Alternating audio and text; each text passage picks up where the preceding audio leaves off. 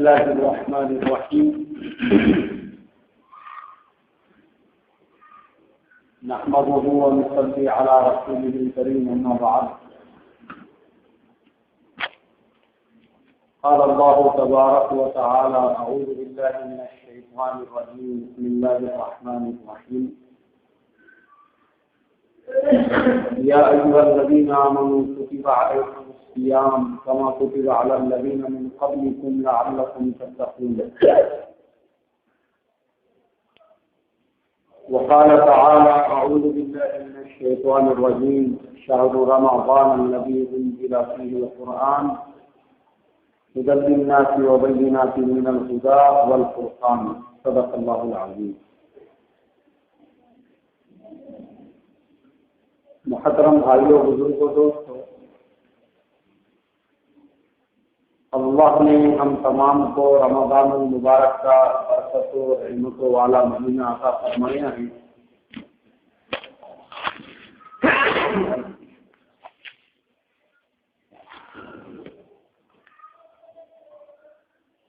اللہ کے نبی صلی اللہ علیہ وسلم نے فرمایا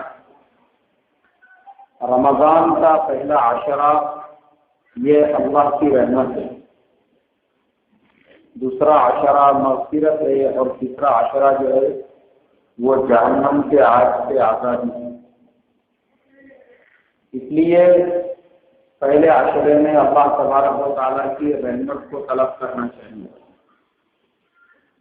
اور دوسرے عشرے میں جو ابھی چل رہا ہے اپنے گناہوں کی معافی تلافی اللہ تبارک و تعالیٰ سے کرنی چاہیے، خاص طور سے 2 رکعت صلاۃ التوبہ پڑھ کر اور اپنے ایک ایک گناہ کو یاد کر کے اور اس نیت سے توبہ کرنا چاہیے کہ اب انشاءاللہ آئندہ میں یہ گناہ نہیں کروں گا، تو اس کو توبہ کرتے۔ آدمی صرف توبہ کرے اور پھر بعد میں اور ویسا ہی گناہ کرے تو وہ توبہ کسی کام کی نہیں۔ توبہ کے معنی یہ ہے کہ جب آدمی نے اللہ تبارک و تعالیٰ سے اپنے گناہوں کی معافی کرا دی تو اب یہ نیت ہونا چاہیے کہ قبر میں جانے تک دوبارہ گناہ میں نہیں کروں گا۔ جیسے کہ حضرت شیخ رحمۃ اللہ نے واقعہ لکھا ہے فضائل کرفات میں کہ ایک اللہ والے راستے پہ جا رہے تھے، راستے جا رہے تھے بھائی، راستے سے گزر رہے تھے، انہوں نے دیکھا آسمان کے بادل ہے نہیں ہے، یہ دیکھنے کے بعد سے انہوں نے اپنی نظریں اوپر اٹھائی، آسمان کی طرف سر اٹھایا تو ان کی نظر اچانک ایک چھت کے اوپر چلی گئی جہاں پر ایک عورت کھڑی ہوئی کپڑے سکھانے کے لیے ڈال رہی تھی،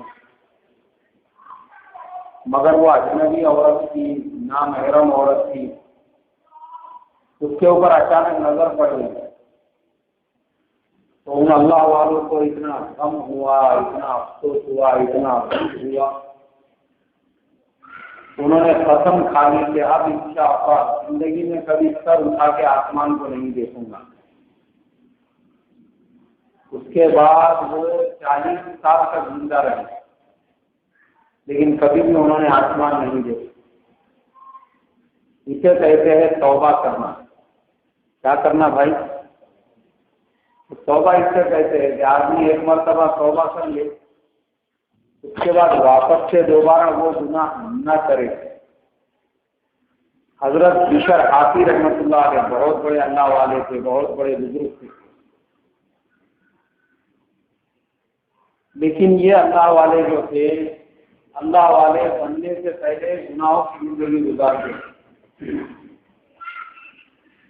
ایک مرتبہ رات کے وقت راستے سے گزر رہے تھے تو انہوں نے راستے میں دیکھا بارش کا موسم تھا، راستے میں کیچڑ تھا، قرآن پاک کا ایک کاغذ وہ زمین کے اوپر گرا ہوا تھا۔ انہوں نے اس قرآن کے کاغذ کو اٹھایا، اس کو صاف کیا اور گھر میں لے جا کے رکھ دیا۔ اس کو عطر وغیرہ لگا کے، جیسے قرآن کا ایک ورق ہے، ایک کاغذ ہے، اور وہ باہر پڑا ہوا ہے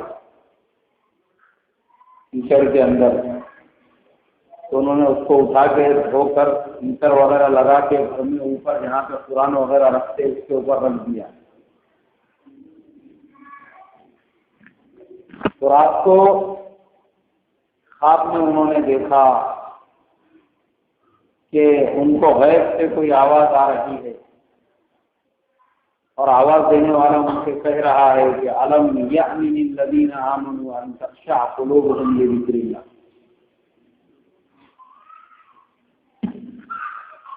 کیا ابھی یہ وقت نہیں آیا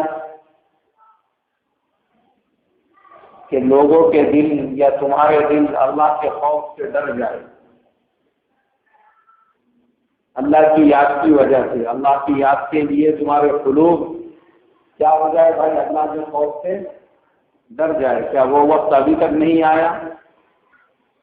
تو وہ فوراً نیند میں سے اٹھے اور انہوں نے کہا کہ نہیں، وہ وقت آ گیا، وہ وقت آ گیا۔ اور ایسا بولنے کے بعد فوراً غسل وغیرہ کیا، اور اس کے بعد انہوں نے نماز پڑھی، توبہ کی اللہ تبارک و تعالیٰ کی، اور رو رو کر توبہ کی اور کہا کہ اے اللہ میرے پچھلے سارے گناہوں کو معاف کر دے، اب انشاءاللہ میں گناہوں کی زندگی نہیں گزارتا۔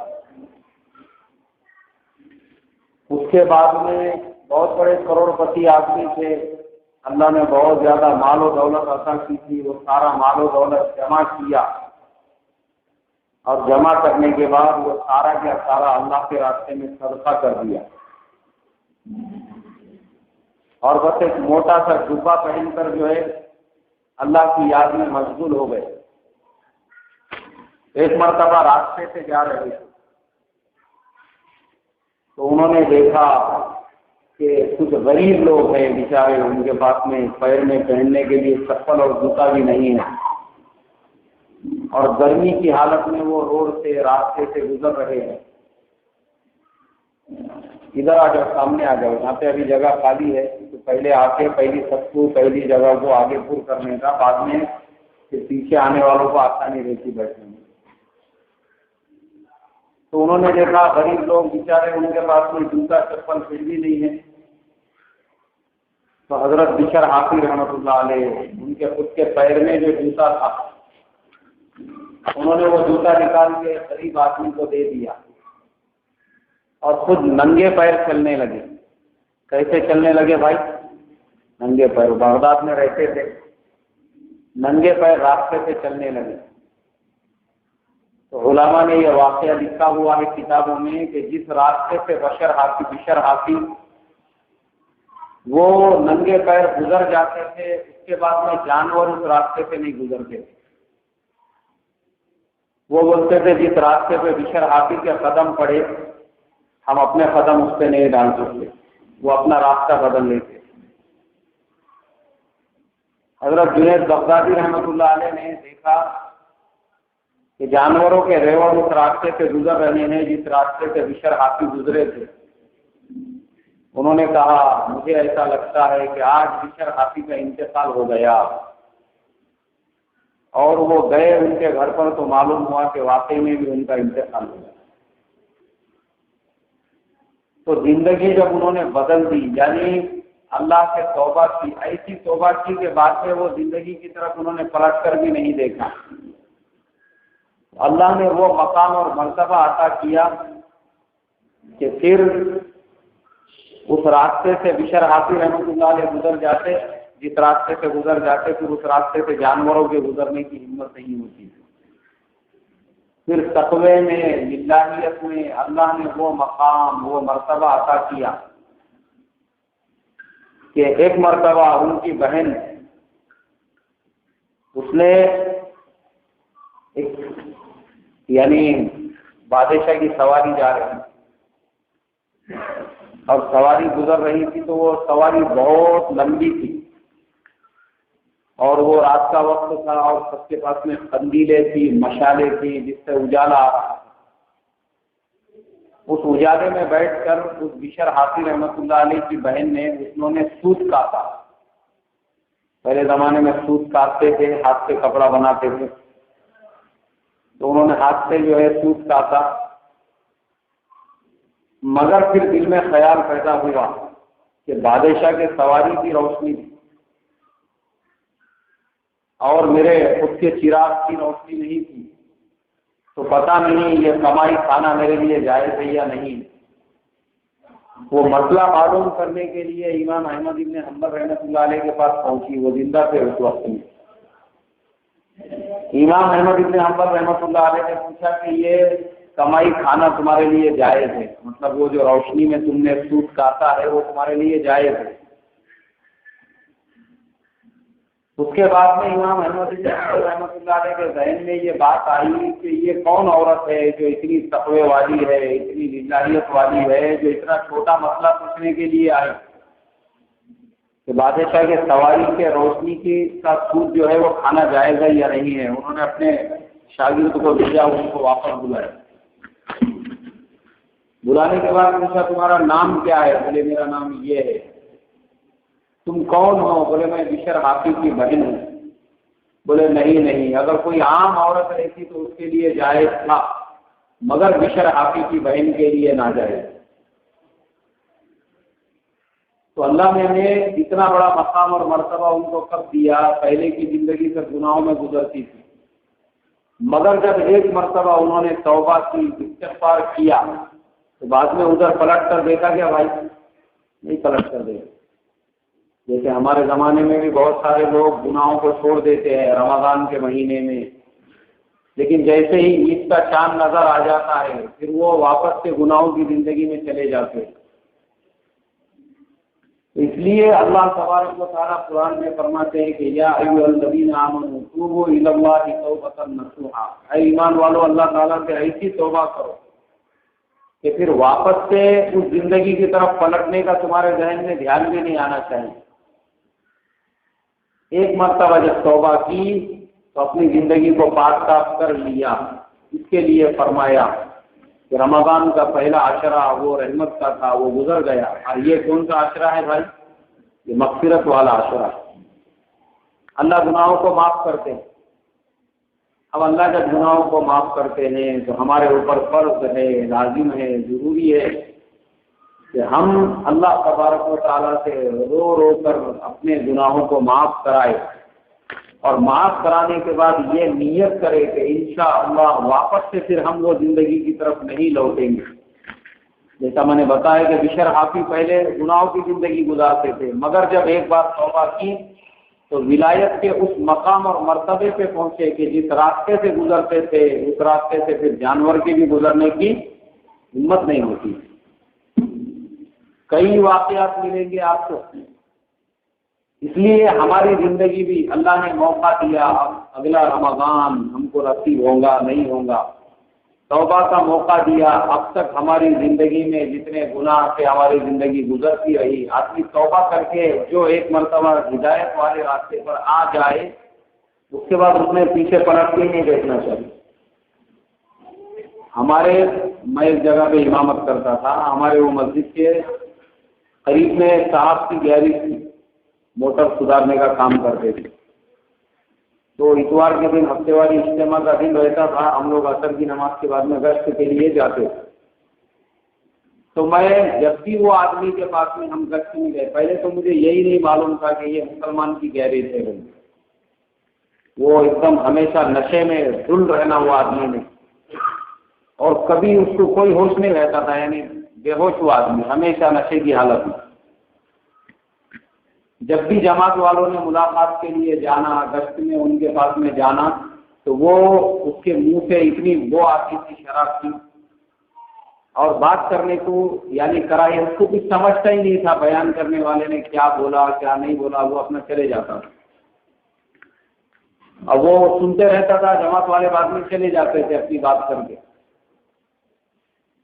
لیکن کیسا رہتا اللہ تعالیٰ کبھی کبھی ہدایت آدمی کو دینے کا ہے تو غیب سے بھی اس کو ہدایت دیتے اپنی طرف بغیر بنا بیان کے. اس کو کم سے کم 100 مرتبہ اس کے سامنے بیان ہوا ہوگا، ملاقاتیں ہوئی ہوں گی، مگر وہ کبھی اس کے سمجھ میں ہی نہیں آیا وہ کیا بولتے، کیونکہ وہ نشے میں رہتا تھا۔ مگر ایک دن ایسا ہوا اچانک، تو فجر کی نماز کے اندر وہ حضرت نظر آئے، کونے میں بیٹھے ہوئے۔ نماز کے بعد میں نے ملاقات کیا، بات کیا، خیر خیریت پوچھے، پھر چائے پینے کے واسطے میں گئے، کیا حال ہے، کیسے ہے، کیا نہیں ہے، کچھ بھی نہیں، انہوں نے اپنی کچھ بات بولے نہیں، بس الحمدللہ بات چیت ہوئی۔ پھر اس کے بعد سے انہوں نے نماز شروع کر دی۔ اس کے بعد سے ان کا یہ حال تھا۔ اس کے بعد میں اور سمجھو اس مسجد کے اندر میں نے تقریباً 4 سال امامت کیا، تو میں نے دیکھا کہ کوئی نماز ایسی نہیں رہتی تھی جس نماز میں وہ مؤذن صاحب سے پہلے مسجد میں نہیں آتے۔ ان کے کاراگر لوگ تھے، ان کے حوالے کر دیتے تھے نماز کے ٹائم پہ تیاری۔ اللہ میں نے بہت برکت دیا تھا، تو کام کرنے والے لوگ بھی تھے، مگر یہ حضرت اذان سے پہلے مسجد میں آتے تھے، مسجد میں لوٹے وغیرہ سب ترتیب سے رکھ دیتے تھے، اور مؤذن صاحب نہیں ہے تو اذان بھی دے دیتے تھے، اور اپنا پہلی صف میں امام کے پیچھے آ کے بیٹھ جاتے تھے، سنت وغیرہ پڑھ کے تسبیح پڑھتے تھے۔ اور ان کو پھر بعد میں ایسا ہوا کہ ان کی دوستی بھی بدل گئی۔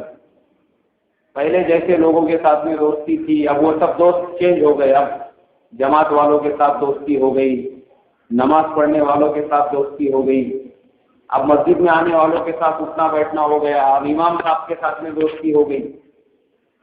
ایک دن تقریباً 3 سال گزرنے کے بعد جب میں نے دیکھا کہ یہ الحمدللہ بہت اللہ نے اس کو ابھی جمع دیا ہے دین کے کام پہ، تو میں نے ایک دن ان سے پوچھا، میں بولا یار عبدالمفید بھائی،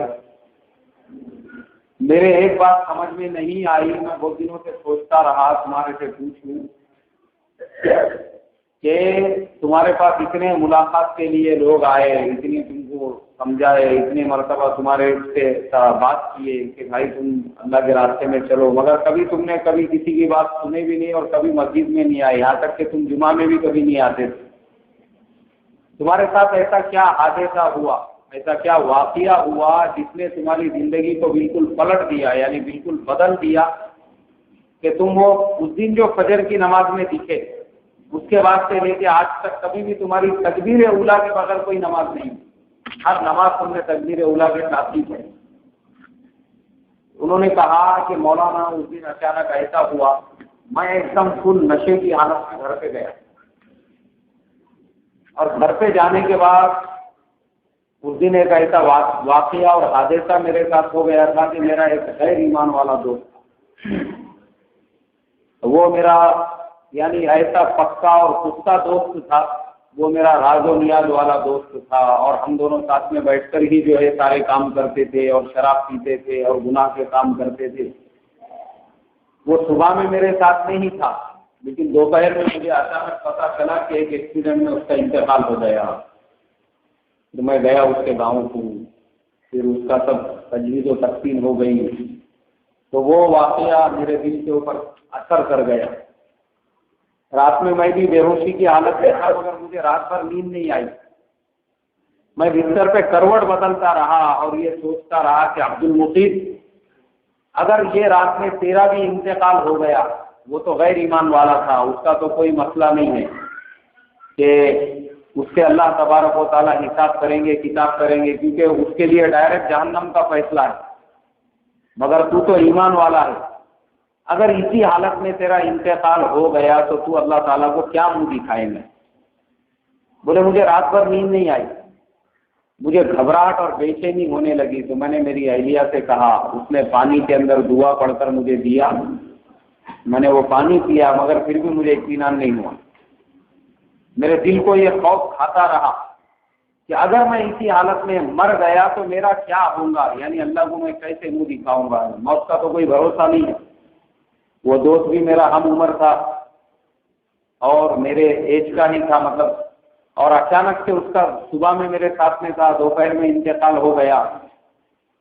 ایسا اگر میرے ساتھ ہو گیا، میں رات میں سوا اور صبح میں اٹھا ہی نہیں، تو میں کیا اللہ کو منہ دکھاؤں گا؟ میری ساری زندگی اللہ کے نافرمانی میں گزر رہی ہے۔ تو بولے جب وہ خیال میرے دل کے اندر آیا تو میں نے فوراً گھر والوں سے کہا کہ میرے لیے ابھی پانی گرم کرنے کے لیے رکھ دو۔ پھر پانی گرم کیا گیا اور بولے میں نے غسل کیا، اور وہ یہ نیت سے غسل کیا کہ میرے اس غسل کے پانی سے صرف میرے جسم کی گندگی نہیں دھل رہی ہے بلکہ میں اپنے گناہوں کو بھی دھل رہا ہوں، اور میں انشاءاللہ آج کے بعد کبھی گناہ کی زندگی کی طرف پلٹ کر بھی نہیں دیکھوں گا۔ تو بولے میں نے اس دن جو اللہ تبارک و تعالیٰ سے توبہ کی، اس کے بعد سے لے کے آج تک میں نے کبھی ادھر پلٹ کر بھی نہیں دیکھا۔ اور اللہ نے پھر ایسا مسجد سے جوڑ دیا کہ اللہ تبارک و تعالیٰ نے جو ہے ان کی توبہ کو قبول کر لیا۔ تو فرمایا کہ ایسی توبہ ہونی چاہیے کہ آدمی ایسی توبہ اللہ تبارک و تعالیٰ سے کرے، اس کے بعد کبھی زندگی میں بھی گناہوں کی طرف پلٹنے کا سوچے کہ بھائی نہیں سوچے۔ تو رمضان کا مہینہ دیا ہی اس لیے ہے اللہ تبارک و تعالیٰ نے انسان کو سنبھلنے کے لیے، سدھرنے کے لیے، اور اپنی زندگی کو کیا کرنے کے لیے بھائی، بدلنے کے لیے۔ اگر آدمی رمضان میں بھی ہوش میں نہیں آیا، رمضان میں بھی اپنی زندگی کو نہیں سنبھالا، رمضان میں بھی اللہ سے نہیں لیا، اللہ سے نہیں مانگا، اللہ سے توبہ نہیں کی، تو یاد رکھو پھر قیامت تک اس کو کوئی دوسرا موقع نہیں ملنے والا ہے۔ یہ اللہ تبارک و تعالیٰ نے بہترین موقع عطا فرمایا ہے رمضان کمانے کے لیے۔ کائے کے لیے بھائی؟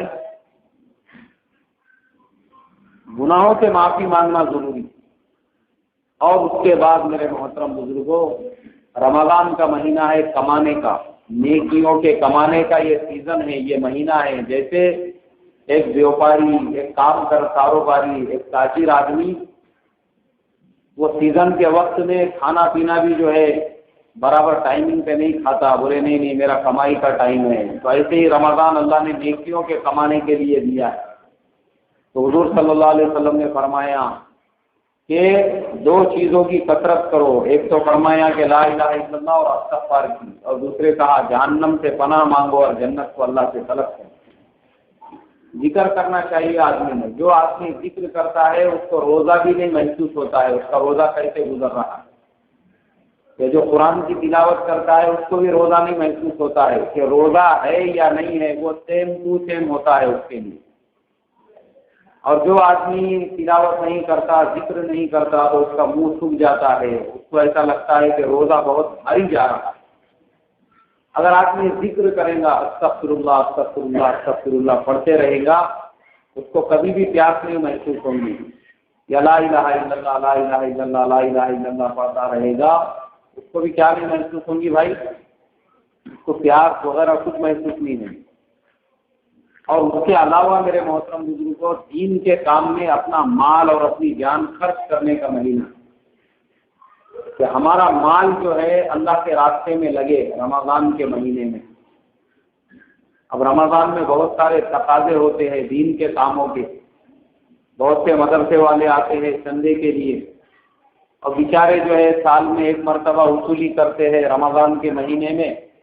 تو ہمارا فرض بنتا ہے کہ ہم تحقیقات کر کے رمضان کے مہینے میں ان کو کیا دے بھائی، چندہ دے۔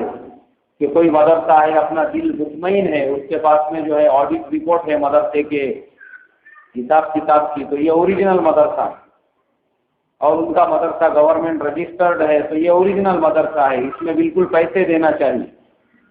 مگر آڈٹ رپورٹ نہیں ہے اور رجسٹریشن نمبر نہیں ہے، تو پھر وہ بیچارہ تم کو بھی دھوکہ دے رہا اور خود کو بھی دھوکہ دے رہا۔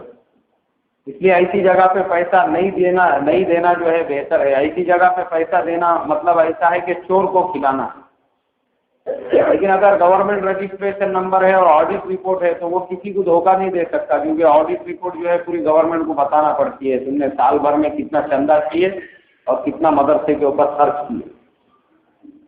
تو مدرسوں کے اوپر ہمارا مال لگنا چاہیے، اور مسجدوں کے اوپر ہمارا مال لگنا چاہیے۔ ہماری مسجدیں ہوتی ہے، بہت سارے تقاضے رہتے ہیں رمضان میں، مسجدوں میں بہت سارے تقاضے بڑھ جاتے ہیں، تو ہمارا یہ کام بنتا ہے، ہمارا یہ فرض بنتا ہے کہ دین کے ایسے کاموں میں ہم اپنا مال خرچ کریں۔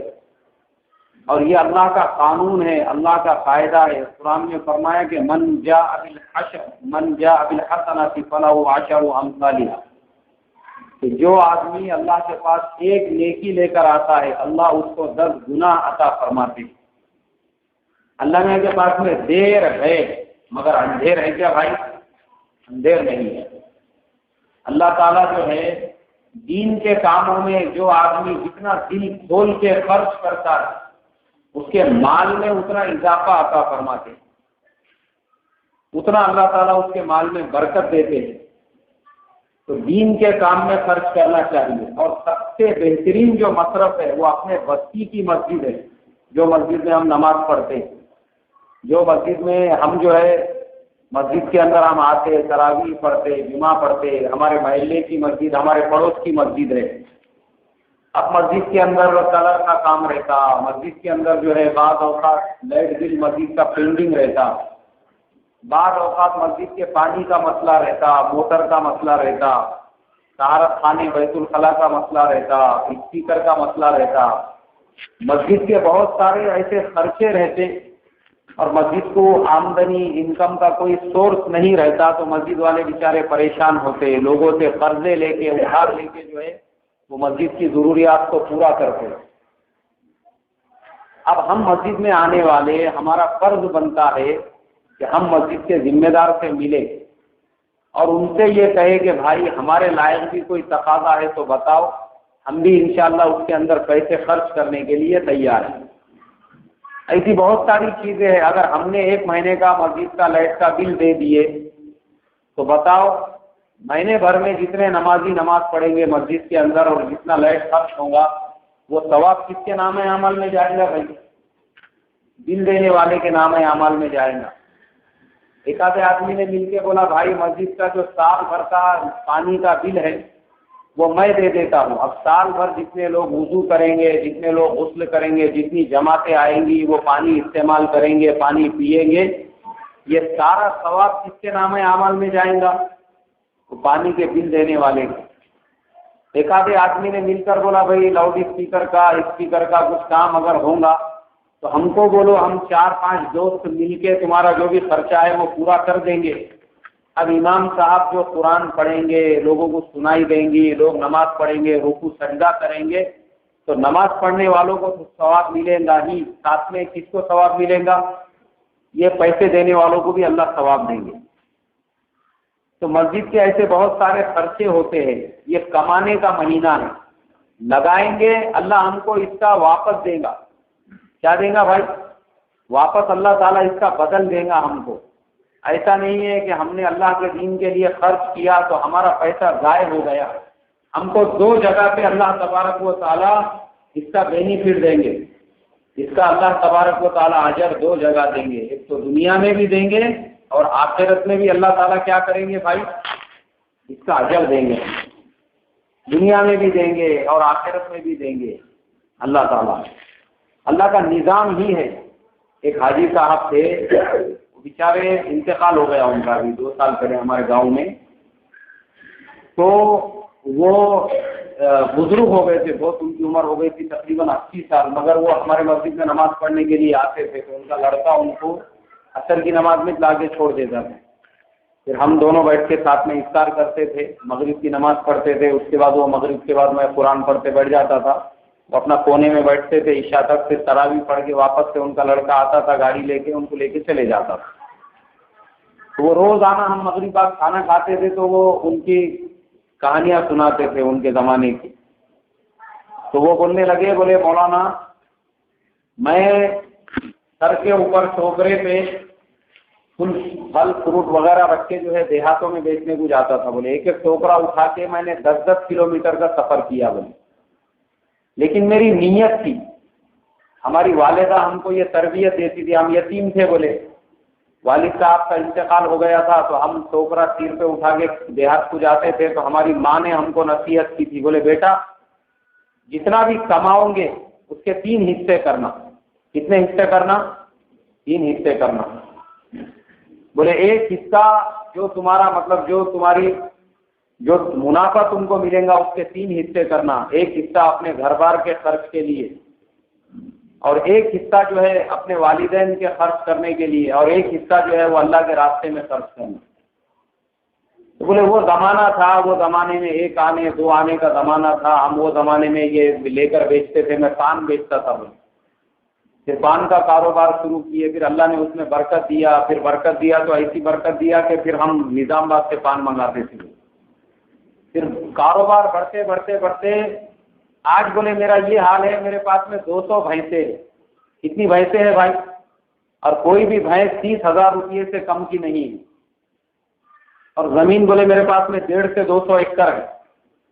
اللہ نے ہر چیز سے نوازا، اور ان کے بیٹے نے اسپیشل، وہ زمانے میں اسکارپیو گاڑی نہیں آئی تھی، تو ان کے ابا کو مسجد میں جانے آنے کو تکلیف نہیں ہونا، اس کے لیے اسپیشل وہ گاڑی شو روم سے نکالی، خالی ان کے والد کے لیے، بس وہ اثر میں آتے تھے، عشاء کے بعد جاتے تھے، تراویح کے بعد اسپیشل ان کے لیے۔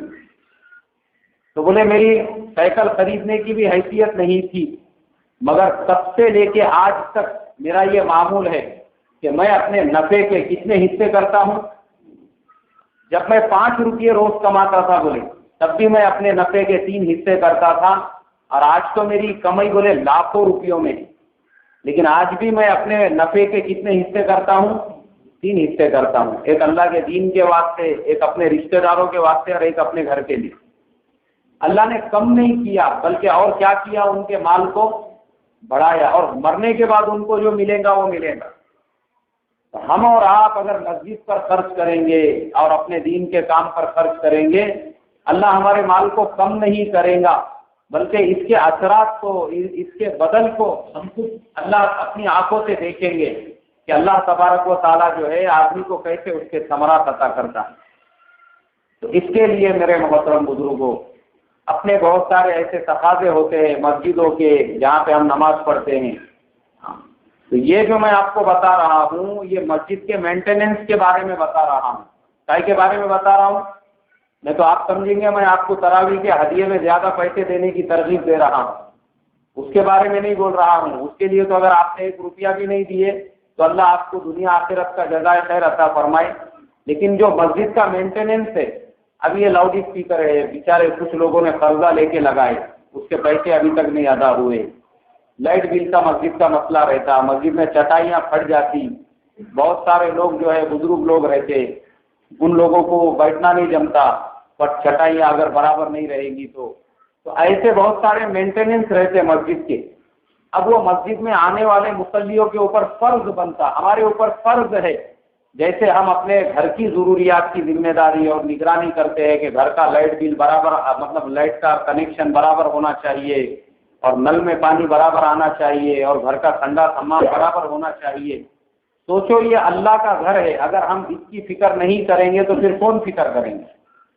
ہم نماز کو آتے ہیں، ہمارے اوپر فرض ہے کہ ہم ہی فکر کریں، اور مسجد کے جو ذمہ دار ہیں ان سے مل کے خود یہ کہے کہ بھائی میرے لائق کچھ خدمت ہے تو بولو، کچھ تقاضا ہوگا تو بولو، انشاءاللہ میں بھی جو ہے 8-10 ہزار روپئے دینے کے لیے تیار ہوں، یا جس کی جیسی حیثیت ہے، کوئی 1000 روپئے دے سکتا ہے، کوئی 5000 روپئے دے سکتا ہے، تو کوئی مسئلہ نہیں ہے۔ اور یہ کوئی بہت بڑی رقم نہیں ہے، 10,000 روپئے بھی اگر کسی نے مسجد کے لیے دیا نا، یہ کوئی بہت بڑی بات نہیں ہے۔ آج کے زمانے میں لوگ، اللہ نے جس کو سمجھ دیا ہے، وہ بیچارے پوری مسجد کے تعمیری کام کی ذمہ داری لے رہے ہیں۔ میں اس سے پہلے ایک مسجد میں امامت کرتا تھا، پوری مسجد پترے کی تھی۔ کائے کی مسجد تھی؟ پوری مسجد پترے کی۔ تو میں ایک مرتبہ میں مغرب بعد بچے پڑھاتے بیٹھتا تھا، وہ مغرب بعد ہمارے وہاں تعلیم ہوتی تھی، تعلیم کے بعد بچے پڑھاتے تھے۔ تو بمبئی کے ایک مہمان تھے، وہ شاید کچھ دوسرے کام سے آ گئے تھے، مگر مغرب کی نماز میں وہاں پہ پہنچے، اور تعلیم میں بھی تھے، اس کے بعد بچے پڑھتے بیٹھے، اس کے لیے وہ بہت دیر تک رکے۔